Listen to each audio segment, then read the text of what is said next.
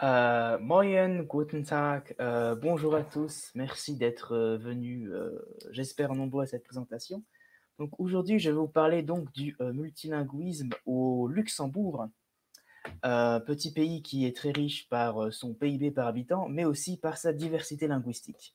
Effectivement, comme on va le voir, au Luxembourg, on utilise plusieurs langues dans la vie quotidienne, et je pense que c'est une situation, on va dire, politique, enfin de politique linguistique qui est particulièrement unique et intéressante et qui pourrait intéresser les gens qui, comme nous, s'intéressent aux langues, entre autres choses. Donc, commençons par le commencement. Déjà, le Luxembourg, qu'est-ce que c'est, où c'est? Le Luxembourg, c'est ce petit pays-là que vous voyez, qui est plus ou moins coincé entre la Belgique, l'Allemagne et la France. Comme vous pouvez le voir aussi, c'est donc à la, disons, à la frontière entre le monde latinophone et germanique en Europe, ce qui, comme vous allez le voir, a des conséquences évidentes sur la situation linguistique du pays. Voilà, deux, trois mots pour moi, sur moi déjà pour commencer. Donc, je m'appelle Valentin, je suis originaire de France, plus exactement de Lorraine, qui est cette grosse région plus ou moins rectangulaire, qui est juste à côté du Luxembourg. Et voilà, comme beaucoup de Français, j'ai grandi en parlant uniquement une seule langue. Et j'ai toujours trouvé fascinant de voir ce petit pays juste à côté de chez moi où les gens parlaient trois ou quatre langues sans pression dans leur vie quotidienne. J'ai toujours trouvé ce phénomène assez intéressant. Il y a quelques années, il y a 5 ans, je crois, j'avais eu l'occasion d'habiter quelques mois au Luxembourg et d'explorer, d'étudier un petit peu la situation linguistique du Luxembourg et aussi de la constater dans ma vie quotidienne. Et du coup, je vais aujourd'hui vous faire part voilà, de cette situation que je trouve intéressante, que j'ai explorée à de nombreuses reprises et qui, je trouve, est aussi un modèle intéressant en matière de multilinguisme et de politique linguistique. Alors déjà, un petit point de grammaire pour ceux dont le français n'est pas la langue maternelle. Le mot Luxembourg, ça désigne à la fois le pays, le Grand-Duché de Luxembourg, mais aussi la capitale de ce pays, Luxembourg-Ville. Donc du coup, si je dis je suis au Luxembourg, ça veut dire je suis dans le pays. Et si je, à l'inverse, si je dis que je suis à Luxembourg, ça veut dire je suis dans la ville. Voilà, on a la même distinction, par exemple, entre la province de Québec et la ville de Québec. Je suis au Québec, je suis dans la province, je suis à Québec, je suis dans la ville. Voilà, maintenant que j'ai perdu tous les noms natifs du français, je vais pouvoir passer au vif du sujet. Donc, le multilinguisme au Luxembourg, cette présentation va s'articuler essentiellement sur deux points. Déjà, les origines historiques du multilinguisme au Luxembourg et aussi les conséquences de cette longue évolution historique, c'est-à-dire comment le multilinguisme aujourd'hui fonctionne et se pratique au Luxembourg. Donc on va le voir, hein, il va être question essentiellement de l'interaction entre trois langues, qui sont donc le français, le luxembourgeois et l'allemand, comme vous pouvez le voir à l'écran, mais pas seulement. Alors déjà, autre petit aperçu du Luxembourg. Bon, on a déjà vu où c'était. Maintenant, on va voir ce que c'est un peu plus concrètement. Donc, c'est un pays assez petit qui a à peine plus de 600 000 habitants, mais avec une assez forte présence d'étrangers. Pratiquement la moitié des résidents du Luxembourg ne sont pas de nationalité luxembourgeoise. On va le voir, c'est assez important pour la situation linguistique du pays. C'est aussi un pays très riche, c'est le premier PIB par habitant de l'Union européenne. Du coup, c'est un pays qui a aussi les moyens de, on va dire, promouvoir son multilinguisme. Voilà. Au niveau politique, c'est également un grand-duché, le grand-duché de Luxembourg. Ça veut dire que le chef d'État porte le titre de grand-duc. C'est le grand-duc Henri que vous voyez à l'écran. Mais ça, à la rigueur, c'est pas tellement important pour la politique linguistique du pays.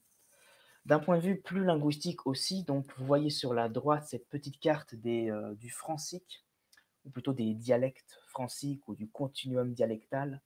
Donc le francique, c'est une langue ou un continuum dialectal selon comment vous voyez la chose. Donc c'est une langue germanique qui est parlée donc essentiellement en Allemagne et dans les régions voisines du Luxembourg, donc en France et en Belgique un petit peu. Et en fait, c'est un ensemble donc divers parlers. En France, en Allemagne, on considère ça comme des dialectes. En France, on parle même on appelle ça plus spécifiquement le francique lorrain, qui se divise en plusieurs dialectes.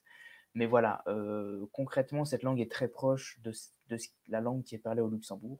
Et au Luxembourg, il ne s'agit pas d'un dialecte, mais il s'agit de la langue nationale, donc le francique luxembourgeois, ou tout simplement le luxembourgeois.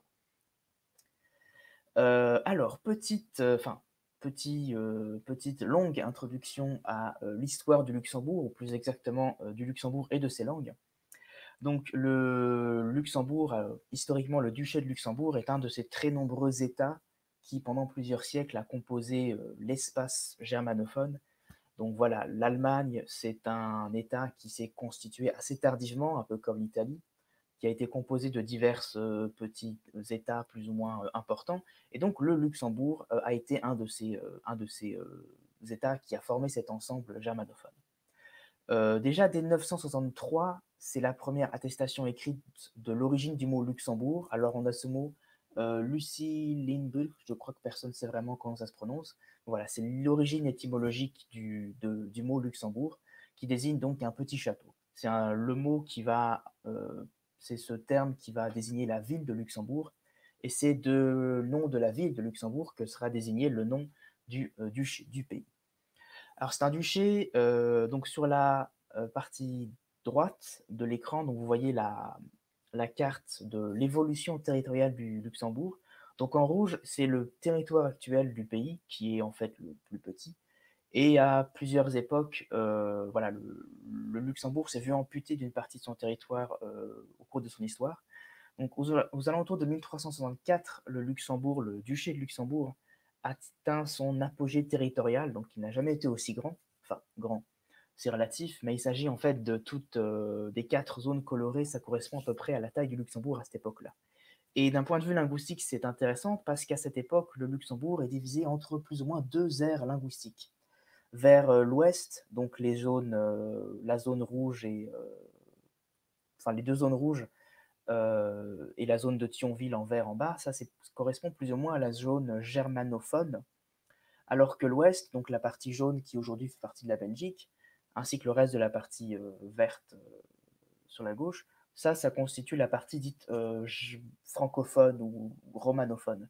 En fait, dans l'ouest, on parle donc ce dialecte du francique, ce qu'on appellera plus tard le luxembourgeois, Letsboerisch en luxembourgeois. Et vers l'est, pardon, on parle le wallon, donc qui est une langue d'oï qui est très proche du français et qui est à divers degrés toujours parlée en Belgique, même si c'est aujourd'hui une langue assez minoritaire. Donc dans cette partie germanique, on a la coutume d'écrire en allemand, donc en Hochdeutsch, et on considère classiquement que le luxembourgeois est en fait la variante locale parlée de l'allemand. Et cette distinction est très importante aussi pour comprendre aujourd'hui le rôle qu'occupent les différentes langues dans le Luxembourg. À l'inverse, dans la partie est, on va donc parler wallon, mais on va écrire en français. C'est cette coutume qui a perduré ensuite en Belgique. C'est pour ça que le français est langue officielle dans la partie francophone de la Belgique et non le wallon. Alors donc à diverses occupations, les voisins du Luxembourg vont avoir la fâcheuse manie de rendre visite au Luxembourg et à y déposer 2-3 soldats. Donc déjà en 1684, on a une première occupation française qui à terme va déjà prendre quelques territoires au pays. D'un point de vue linguistique, c'est intéressant parce que c'est suite à cela que le français va prendre une importance, disons, assez importante dans l'administration centrale de l'État. Petit point important aussi, c'est que même si Luxembourgville a toujours été dans la zone germanophone, il y a toujours une tendance à Luxembourg à préférer l'usage du français pour les affaires étatiques. Et c'est une tendance qui va donc se confirmer avec la première occupation française, donc 1600 et des brouettes. 1804, c'est pendant la deuxième occupation française, enfin une autre occupation française.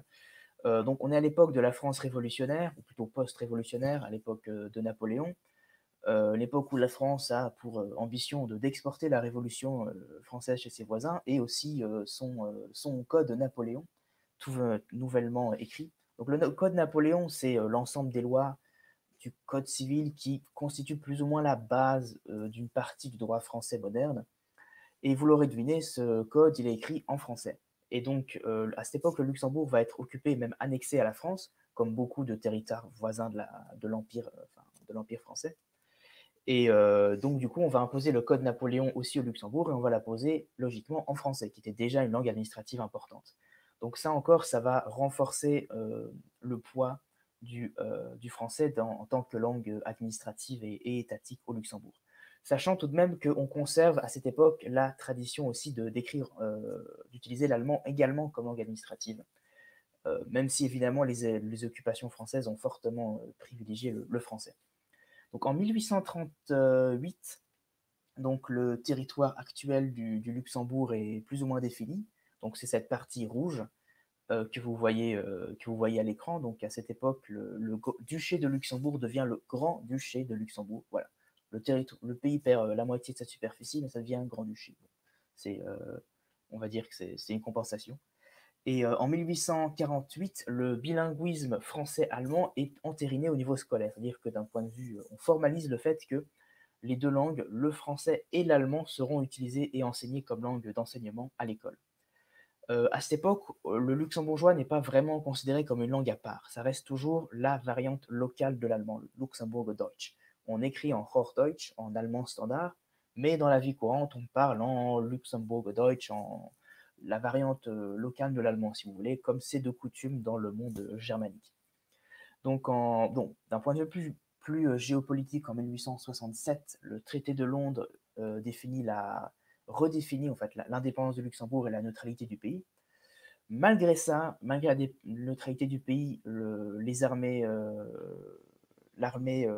allemande a par deux fois envahi et occupé le Luxembourg, donc pendant la Première et la Deuxième Guerre mondiale.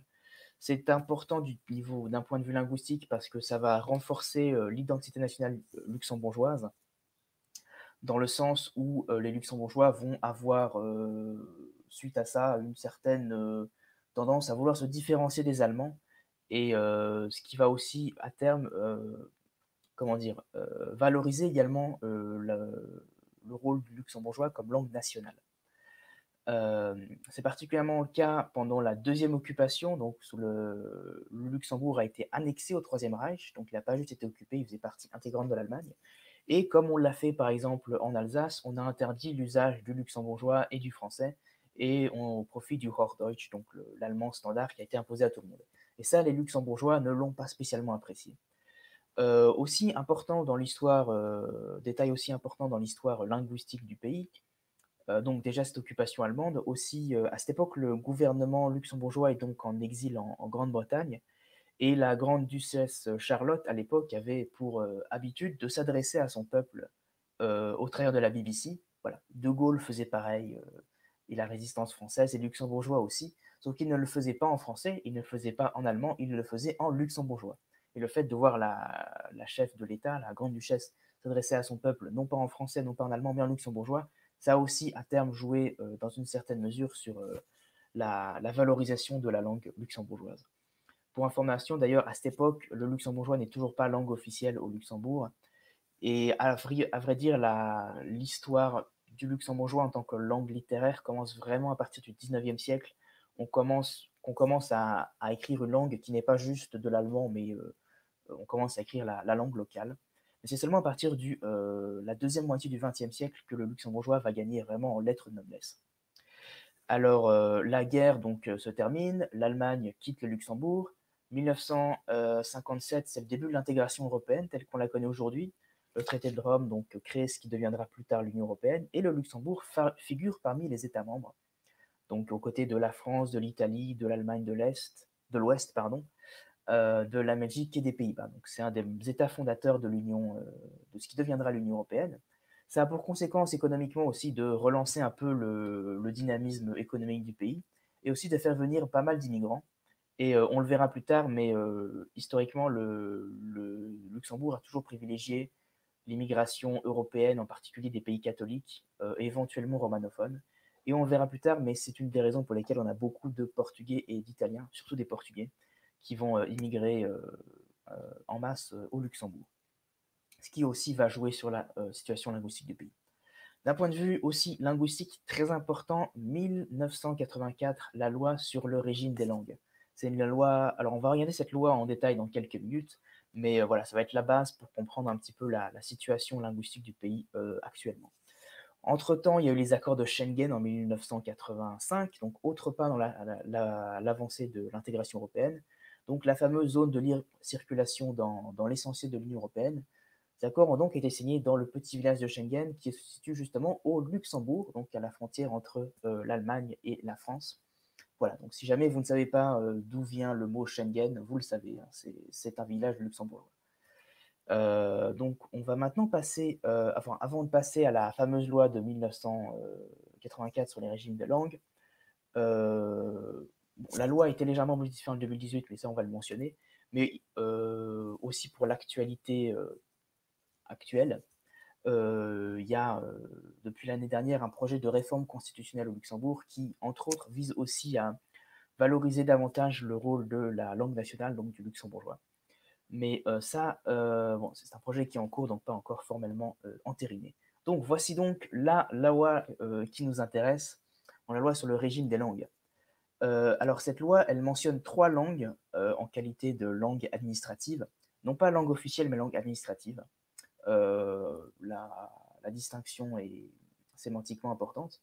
Il s'agit donc du français, de l'allemand et du luxembourgeois. Donc l'article 3 dit effectivement qu'en matière d'administration et de la langue administrative et judiciaire du Grand-Duché sont donc ces 3 langues et on peut utiliser librement l'une ou l'autre. Et pour les requêtes administratives, selon l'article 4, l'administration est tenue de vous répondre dans la langue que vous avez employée.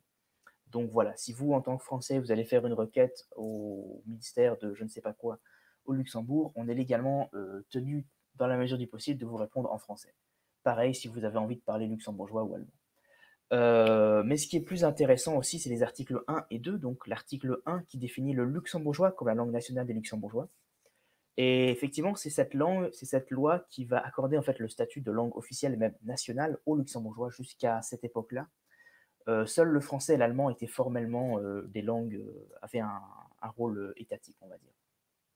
Donc c'est à partir de cette date que ça vient, on va dire, encore une fois, donner des lettres de noblesse à la langue luxembourgeoise, ce qui va dans la continuité de ce que j'avais décrit plus tard par rapport à l'occupation allemande, etc. L'article 2 est très intéressant parce qu'il renvoie à ce que j'avais mentionné par rapport aux occupations françaises. L'article 2 définit que la langue législative est le français et uniquement le français. Et dans les cas où il y a des textes législatifs rédigés en plusieurs langues, seul le texte français fait foi. Donc ça, c'est un héritage, entre autres, du Code napoléonien et globalement des différentes occupations françaises. Et voilà, malgré le fait que le luxembourgeois soit langue nationale, c'est toujours le français reste la langue par défaut de la législation. Et encore une fois, ça rejoint aussi ce que je disais plus tard par rapport au fait que le français est traditionnellement la langue prestigieuse par excellence à Luxembourgville, en tout cas. Aussi, cette loi, elle a été donc modifiée en 2018 et elle reconnaît notamment des droits aux locuteurs de la langue des signes allemande. Il ne s'agit pas de la langue des signes française ou même luxembourgeoise, mais c'est la langue des signes allemande qui est officiellement reconnue et a priori en usage au Luxembourg. Alors, cette loi n'en a pas fait une langue officielle à proprement parler, mais voilà, simplement des dispositions qui reconnaissent des droits aux locuteurs de cette langue au Luxembourg, ce qui est assez intéressant. Alors, pour revenir un peu plus concrètement sur l'usage des langues au Luxembourg, comme je l'ai dit tout à l'heure, il y a beaucoup d'étrangers au Luxembourg. 47,2% de la population résidente du Grand-Duché est de nationalité étrangère. À Luxembourgville, c'est 70%, donc les Luxembourgeois sont relativement rares dans leur propre capitale. À ça s'ajoutent presque 200 000 salariés dits transfrontaliers, c'est-à-dire des gens qui habitent en Belgique, en France, en Allemagne, mais qui vont tous les jours, prennent leur voiture ou le train pour travailler au Luxembourg. Et ce qui fait qu'au total, on a 70% de la population salariée, donc de la population qui travaille au Luxembourg, qui n'est pas luxembourgeoise. Donc, vous en doutez, ça va beaucoup peser sur la situation linguistique du pays. Aussi, si on regarde la répartition des nationalités, donc on a 170 nationalités qui sont présentes au Luxembourg. Encore une fois, il s'agit dans les deux cas, il s'agit de statistiques de 2021, donc des chiffres assez récents. Et donc, comme je l'ai dit tout à l'heure, il y a beaucoup de Portugais au Luxembourg. Environ 15% de la population résidente est effectivement portugaise, ce qui fait du portugais la quatrième ou cinquième langue du pays selon comment on considère l'ordre d'importance des langues. Outre les Portugais, il y a sans surprise des Français. Les Français sont partout. Voilà. En plus, les salaires sont bons au Luxembourg. Là, il y a moins de taxes sur l'essence et sur les cigarettes. Tous ceux qui vivent en Lorraine sont au courant. On trouve également pas mal d'Italiens, comme dit précédemment, et sans surprise aussi un peu de Belges, d'Allemands. Voilà, et j'ai pas la liste exacte de toutes les nationalités représentées au Luxembourg parce qu'il y en a beaucoup. Mais voilà, il s'agit essentiellement donc, on va voir de romanophones. Donc que ce soit les Portugais, les Italiens, les Français, les Belges, c'est des gens qui soit parlent français à la base, soit parlent une langue qui est proche du français et donc qui ont plutôt tendance à se diriger vers le français quand ils vont, comme langue d'intégration, quand ils vont immigrer au Luxembourg. Ce qui explique ceci, 89% de la population du Luxembourg qui parle français, ce qui en fait donc la principale lingua franca dans le pays. C'est donc la langue de communication par excellence entre les luxembourgeois et les étrangers, souvent entre étrangers aussi. Suivi donc à 80% de l'anglais et à quelques points près du luxembourgeois et de l'allemand. Voilà, donc on voit que les trois langues administratives sont parlées par les trois quarts de la population. L'anglais aussi a un point très important comme langue étrangère. Aussi, à Luxembourg, en ville, on a les institutions européennes, où beaucoup de travail se fait malheureusement uniquement en anglais. Beaucoup aussi d'entreprises internationales où on a l'habitude de travailler en anglais, mais aussi beaucoup en français et en allemand. Voilà, alors j'émets quand même quelques réserves par rapport à ces statistiques, parce que je ne sais pas exactement quels critères ils ont pris pour considérer qu'on parle une langue. Encore une fois, la moitié des habitants du Luxembourg sont luxembourgeois, donc ont plus que très certainement le luxembourgeois comme langue maternelle. 77% de gens qui parlent luxembourgeois, ça veut dire que la moitié des étrangers qui vivent au pays parlent le luxembourgeois, ce que je trouve dans la réalité un petit peu exagéré. Donc peut-être que c'est des gens qui ont peut-être un niveau B1 ou A2 à peu près compétent, mais voilà, je ne sais pas exactement quels critères ont été retenus, donc je me permets de mettre de mettre quelques, comment dire, de mettre en perspective ces statistiques.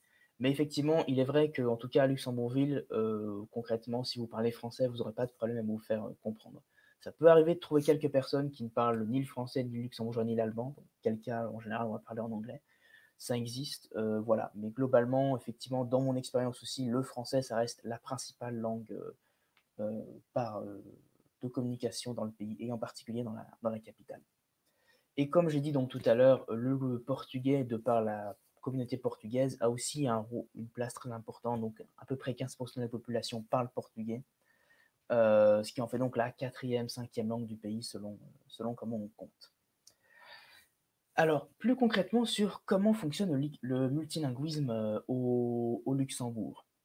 Donc, contrairement par exemple à la Belgique ou au Canada, où le luxembourgeois, pardon, où le multilinguisme fonctionne sur une base essentiellement géographique, par exemple dans telle région on parle néerlandais, ici on parle français, ici on parle allemand et ainsi de suite, et les communautés ne se, on peut dire, croisent pas vraiment. Au Luxembourg, on a affaire plutôt à un multilinguisme de circonstances, c'est-à-dire que c'est pas donc tellement la personne ou la région qui va déterminer la langue, mais le contexte. Par exemple, dans le cadre de l'État et de l'administration, on en a beaucoup parlé, donc déjà les trois langues ont un statut administratif. Le français domine dans tout ce qui est législatif et dans beaucoup de ministères. Dans certains domaines particuliers, on va aussi préférer l'allemand. Par exemple, l'administration fiscale pour des régions historiques fonctionne plutôt en allemand, alors que d'autres ministères, par exemple, me semble-t-il, les affaires étrangères ont davantage l'habitude de travailler en français. Et aussi, voilà, donc on va essentiellement écrire en français et en allemand, mais entre luxembourgeois, entre fonctionnaires, on va normalement se parler en luxembourgeois. Aussi au niveau communal, semble-t-il que l'allemand est un peu plus utilisé qu'au niveau de l'État. Voilà, donc c'est des choses que j'ai lues dans différents documents et rapports, mais concrètement, je ne suis pas allé dans les mairies au Luxembourg pour vérifier. La presse, donc les médias, sont multilingues, donc on peut trouver des articles dans trois voire quatre langues, mais il y a une certaine tradition. Traditionnellement, la presse est quand même plutôt germanophone, Par exemple, l'un des principaux quotidiens du pays, le Luxembourger Wort, comme son nom l'indique, traditionnellement fonctionne en allemand, même si on trouve aussi très bien des articles en français, occasionnellement en luxembourgeois, voire même deux, trois langues dans le même article, ça existe aussi. Sachant qu'évidemment, la presse étrangère, française, belge, allemande, est aussi consommée, et donc consommée en français et en allemand. Aussi pour ce qui est des autres médias, donc les chaînes de télévision des pays voisins sont aussi vues et écoutées. La télévision et la radio locale, donc RTL, qui est connue aussi à l'étranger, pour le marché local, a aussi l'habitude de faire des émissions en luxembourgeois, mais on trouve aussi plusieurs langues différentes. Sur le marché du travail, c'est là où c'est le plus variable, ça va énormément dépendre des contextes. Mais bon, étant donné il y a beaucoup de milieux dans les institutions européennes, dans la finance, dans les banques, on va essentiellement trouver des non-luxembourgeois. Donc, dans ces milieux-là, on va très peu parler luxembourgeois. Et on va plutôt parler français, anglais, éventuellement allemand. Sachant éventuellement que le Luxembourg est très intégré à l'économie européenne en général, et donc collabore aussi avec des pays un peu, des gens d'un peu partout en Europe. Donc, ça favorise aussi beaucoup l'usage de l'anglais. Et aussi dans l'école, dans le secteur, dans l'éducation, donc dans quelle langue va-t-on à l'école au Luxembourg? Et c'est, je pense, un des points les plus importants et les plus intéressants. Parce qu'effectivement, c'est au Luxembourg que les luxembourgeois deviennent trilingues, en fait. Donc l'enseignement au Luxembourg est obligatoire à partir de 4 ans. Donc l'éducation précoce commence aux alentours de 4 ans. Et pendant 2 ans, l'enseignement va se passer essentiellement en luxembourgeois, avec une petite initiation au français. C'est d'ailleurs une réforme d'il y a quelques années. Donc c'est aussi important déjà pour les luxembourgeois pour qu'ils aient l'habitude de parler leur propre langue, mais c'est aussi important pour les enfants d'immigrés qui vont donc à l'école au Luxembourg, et c'est souvent dans ces premières années-là qu'ils vont apprendre le luxembourgeois, et que le luxembourgeois va devenir la langue d'intégration et de communication par défaut entre les élèves. À partir de 6 ans commence à proprement parler l'enseignement primaire et l'alphabétisation. On apprend à lire et à écrire en allemand. Alors encore une fois, historiquement, rappelez-vous que le luxembourgeois est historiquement surtout une langue parlée, et à l'inverse, on écrit en allemand. Et cette situation donc se retrouve aussi à l'école, où on va effectivement parler en luxembourgeois, mais on va préférer écrire en allemand et en français. Voilà, bon, entre nous, c'est aussi plus simple, je pense, de commencer par apprendre à écrire en allemand qu'en français. Et voilà, et c'est à partir de 7 ans qu'on apprend formellement le français à l'oral, puis l'année suivante à l'écrit. Donc ensuite, par la suite, l'enseignement secondaire va plutôt jongler entre le français et l'allemand. Il va y avoir certains cours aussi de luxembourgeois ou en luxembourgeois, mais ça va avoir une place un peu plus marginale au fur et à mesure où on monte dans les années. Et c'est seulement à partir de 14-15 ans que commence l'apprentissage des langues étrangères à proprement parler, donc en particulier de l'anglais, pas de l'anglais, de l'anglais, et éventuellement d'autres langues qui peuvent être l'italien, l'espagnol ou que sais-je. Donc en fait, les langues étrangères, voilà, bon, je sais pas si on peut considérer que le français et l'allemand sont des langues étrangères, mais donc les langues à proprement et réellement étrangères au pays sont apprises assez tardivement, mais ce qui finalement fonctionne assez bien, vu que les luxembourgeois ont déjà l'habitude de jongler entre plusieurs langues. Et aussi, dans certains contextes, on va proposer certains cours en portugais ou en italien pour les enfants d'immigrés. Il y a certains accords entre le Portugal et le Luxembourg, par exemple. Aussi, certaines écoles internationales proposent des cours partiellement en anglais et ainsi de suite. Mais voilà, j'ai décrit la situation générale du système scolaire luxembourgeois. Un petit mot aussi sur la place du luxembourgeois. Malgré le fait que la langue soit effectivement très promue, surtout dans les dernières années, le luxembourgeois est considéré comme une langue vulnérable selon l'UNESCO. Donc on a vu tout à l'heure, il est selon certaines statistiques parlé par 73% de la population, écrit seulement par 65%. Donc encore une fois, le luxembourgeois, c'est une langue qui est essentiellement orale et qu'on écrit en fait assez peu. Et en fait, jusqu'à l'arrivée d'Internet et des réseaux sociaux, on écrivait très peu le luxembourgeois, malgré sa position officielle, notamment parce que dans l'État et à l'école, on a l'habitude en fait de lire et d'écrire surtout en allemand et en français. Donc voilà, c'est en fait le fait que le luxembourgeois soit en fait cantonné à certains usages, surtout aux usages familiaux ou amicaux, et pas tellement aux usages officiels, c'est cette caractéristique-là qui vaut au luxembourgeois d'être considéré comme langue vulnérable par l'UNESCO. Cela dit, on a aussi un très fort soutien étatique de la langue, donc on a un centre qui est dédié à la promotion et l'enseignement du luxembourgeois.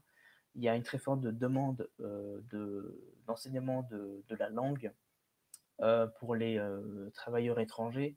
Donc voilà, malgré le fait que le luxembourgeois soit menacé, il est de plus en plus, il a, on va dire, un rôle, une image de plus en plus prestigieuse dans la société en général. Et voilà, il y a peu de chances, personnellement, je pense qu'il y a peu de chances que le luxembourgeois disparaisse dans les années à venir. Petit mot aussi sur les limites du multilinguisme au Luxembourg. Donc le multilinguisme, c'est très bien, c'est cool et c'est génial. Sauf que quand on est étranger, qu'on arrive dans le pays, et en particulier quand on est enfant d'immigrés et qu'on a déjà quelques années, ça peut être très difficile d'arriver, d'intégrer un nouveau système scolaire où il va pas falloir apprendre une, deux, mais trois nouvelles langues souvent. Et c'est très souvent le cas que voilà, le fait d'être ou pas luxembourgeois influe aussi beaucoup sur le taux de réussite ou d'échec à l'école. Et voilà, c'est aussi une réalité malheureuse. J'ai pas trouvé de statistiques récentes sur le sujet, mais voilà, c'est aussi une réalité à prendre en compte, je pense, quand on met au point des politiques de multilinguisme. C'est très bien, mais il faut aussi savoir, prendre en compte les difficultés d'apprentissage qui peuvent être liées justement à ce multilinguisme. Un dernier mot aussi pour ouvrir un petit peu la discussion. Je trouve donc que le Luxembourg, personnellement, je trouve que c'est un modèle très intéressant de multilinguisme et de politique linguistique. J'aime beaucoup comparer le cas du Luxembourg à l'Alsace. Donc l'Alsace, c'est cette région là en rouge qui est donc en France, mais qui pendant plusieurs siècles a été disputée entre la France et l'Allemagne. Ça a été, comme le Luxembourg, elle a été annexée à l'Allemagne pendant la dernière guerre mondiale. Et c'est une région qui a plus ou moins trois langues historiques, donc l'alsacien, qui est la langue locale, donc un ensemble de dialectes germaniques, l'allemand, qui a historiquement été la langue administrative quand la région faisait partie de l'Allemagne. Ça a aussi longtemps été la langue de l'enseignement. Et également le français, bah, qui est la seule et unique langue officielle, vu que l'Alsace fait partie de la France. Et voilà, il y a encore une ou deux générations, c'était très courant que les Alsaciens soient assez à l'aise dans les deux, trois langues locales. Malheureusement, je trouve que d'après les statistiques récentes, les Alsaciens sont de plus en plus monolingues francophones. Et c'est une diversité linguistique qui se perd. Et je pense personnellement que l'Alsace, comme beaucoup d'autres régions en France généralement, gagnerait un petit peu à s'inspirer du modèle linguistique, enfin du modèle luxembourgeois. Mais bon, voilà, toute personne qui connaît un petit peu la réalité de la politique linguistique en France sait que la question est plus complexe qu'il n'y paraît. Donc, je vous remercie à tous. Merci vielmals. Dankeschön. J'espère que ça a été intéressant. Et si vous avez des questions à me susurrer, je vous écouterai volontiers. Ah voilà, quel est le statut de la langue luxembourgeoise dans les régions voisines en Belgique et en France? Eh bien, le statut est pas terrible. Donc, en Wallonie, enfin, dans la partie francophone de la Belgique, le luxembourgeois est reconnu comme langue minoritaire, mais il n'a pas de statut officiel et à ma connaissance, il est de moins en moins parlé. Même si je pense qu'il y a un petit peu les relations économiques avec le Luxembourg, dans une certaine mesure, valorisent un petit peu la langue et son enseignement dans les écoles. Aussi en France, donc le luxembourgeois, donc en Lorraine, en Moselle plus exactement, donc le luxembourgeois, on appelle ça le plat lorrain, donc différents dialectes qui sont assez proches de la langue parlée au Luxembourg. Et comme partout ailleurs en France, donc il y a une seule et unique langue officielle, c'est le français. Il n'y a pas vraiment de fort enseignement bilingue, à ma connaissance, mais il y a une certaine reconnaissance, en tout cas du conseil départemental, mais bon, ça reste assez minime par rapport à ce que peut faire le Luxembourg ou même la Belgique. Mais aussi dans certaines écoles, le luxembourgeois commence à être un petit peu enseigné comme langue étrangère, beaucoup moins que l'allemand évidemment, mais voilà. Donc voilà, le statut donc du luxembourgeois est pas brillant en dehors du Luxembourg. Et malheureusement, il y a de moins en moins pour les dernières générations, il y a de moins en moins de gens qui le parlent en France. En Belgique, je ne sais pas. Je suis moins au courant. Mais voilà, par exemple, j'ai le cas d'un ami qui est originaire de Moselle. Sa mère parle le plate, mais lui, pas du tout. Voilà, voilà. Une autre question, quelles politiques sont mises en place pour pousser les étrangers à apprendre le luxembourgeois?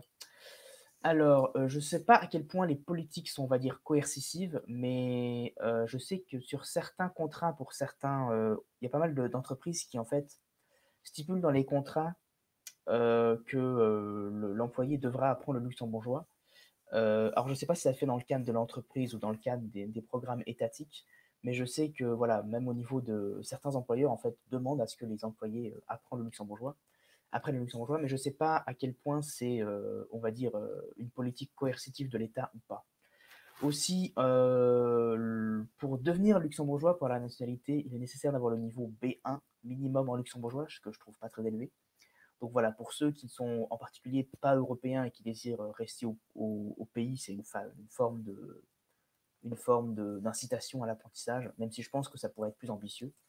Voilà, mais voilà. Sinon, il y a le fameux centre pour la langue luxembourgeoise, dont j'ai oublié le nom luxembourgeois, que j'ai mentionné tout à l'heure, qui a été fondé il y a quelques années, en fait, c'est très récent. Et donc, voilà, son rôle est d'enseigner la langue, notamment aux étrangers, et ça a l'air de fonctionner assez bien. Et c'est vrai que cette politique a de toute façon ses limites, parce que concrètement, on a assez peu besoin du luxembourgeois dans la vie de tous les jours, surtout à Luxembourgville. Voilà, le français concrètement suffit beaucoup.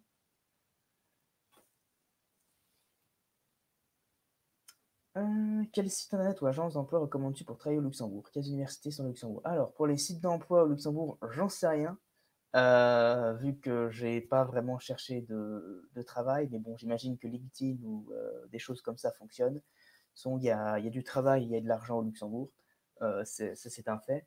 Et quelles universités sont au Luxembourg? Alors, il y a une université, c'est l'université de Luxembourg, qui a été, je crois, fondée il y a une vingtaine d'années, donc c'est une université qui est très récente, donc qui enseigne en allemand, en français et en anglais aussi, pas en luxembourgeois par contre, à ma connaissance.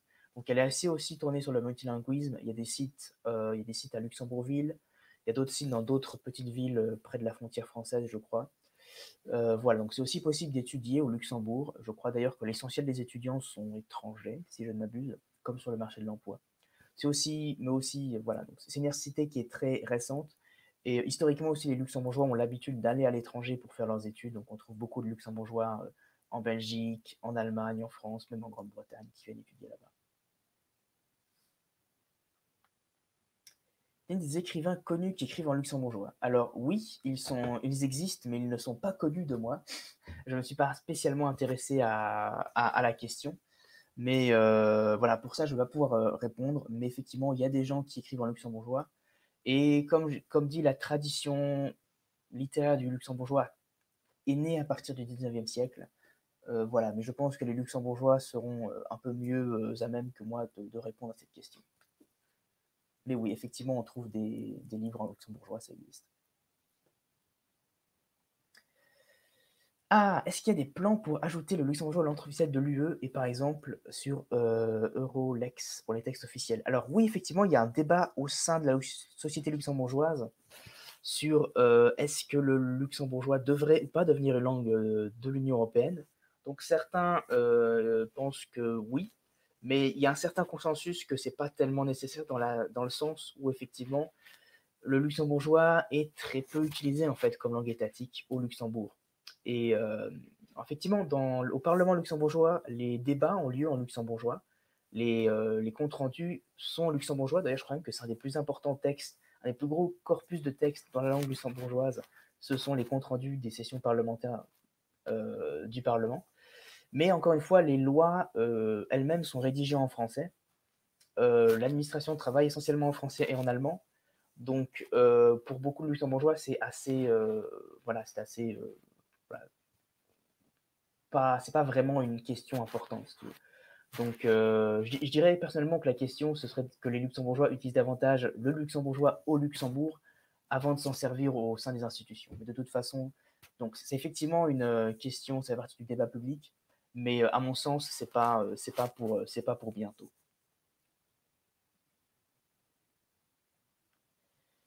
Qu'est-ce que tu peux nous dire est-ce que tu peux nous en dire plus sur ton expérience au Luxembourg? Est-ce que tu parles luxembourgeois et allemand avec les gens? Alors non, Parce que comme bon français, je parlais français avec tout le monde. En fait, j'étais dans un petit bureau, une petite institution, du Conseil de l'Europe, en fait.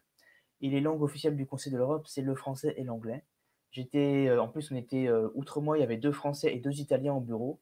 Donc entre nous, on se parlait en français, bon, sauf les Italiens qui parlaient italien, mais voilà, on parlait, en français au bureau.